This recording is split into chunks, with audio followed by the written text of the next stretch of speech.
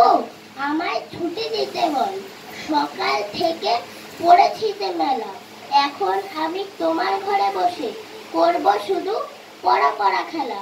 তুমি বলছো দুপুর এখন সবই, না হয় যেন সত্যি হলো তাই। একদিনও কি দুপুর বেলা হলে বিকেল হলো মনে করতে নাই?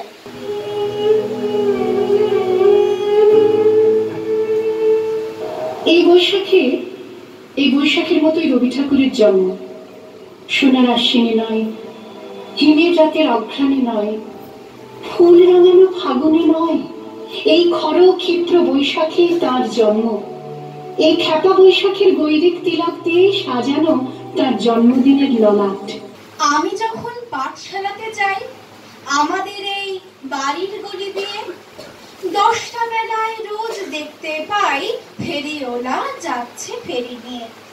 চুরি চাই, চুরি চাই সে হাঁকে, চিনের পুতুল ঝুড়িতে তার থাকে।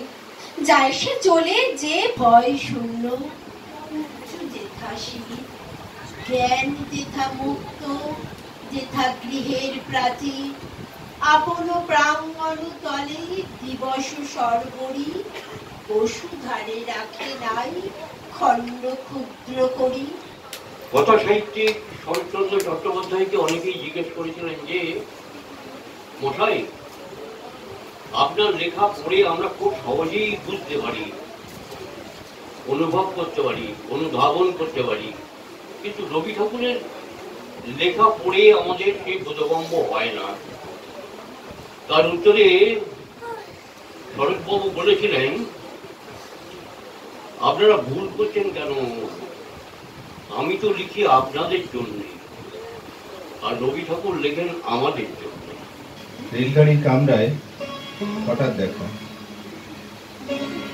ভাবিনি সম্ভব হবে কোনোদিন। আগে ওকে অনেকবার দেখেছি লাল শাড়িতে, ডালির ফুলের মতো রাঙা। আজ পরেছে কালো রেশমের কাপড়, আঁচল তুলেছে মাথায়। মাখন বাবুর দুটি ছেলে, দুষ্ট তো নাই কেউ, গেটে তাদের কুকুর বাঁধা, করতেছে ঘেউ ঘেউ। 5 ঘড়ি ঘষ লক্ষ্মী ছেলে, দত্তপাড়ার গবাই, তোমার কাছে আমি দুষ্টু, ভালো যে আর সবাই। অনুদানে সিদ্ধ করি পারিব কি পাঠাইতে তোমাদের করে, আজি হতে শতবর্ষ পরে। হে নূতন দেখা দি কারবার, জন্মের প্রথম শুভক্ষণ। হে নূতন বিশ্ব সাথে যোগে যেথায় বিহার, সেইখানে যোগ তোমার সাথে আমার।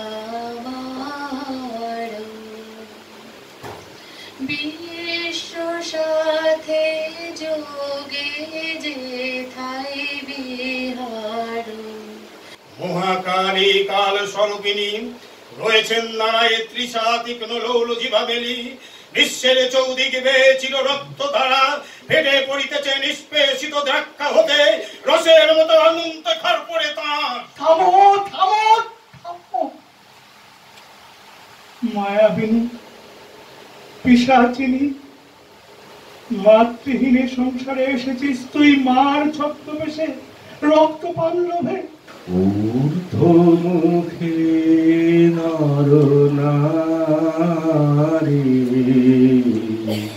বৈশোধরা মাঝে শান্তির বাণী।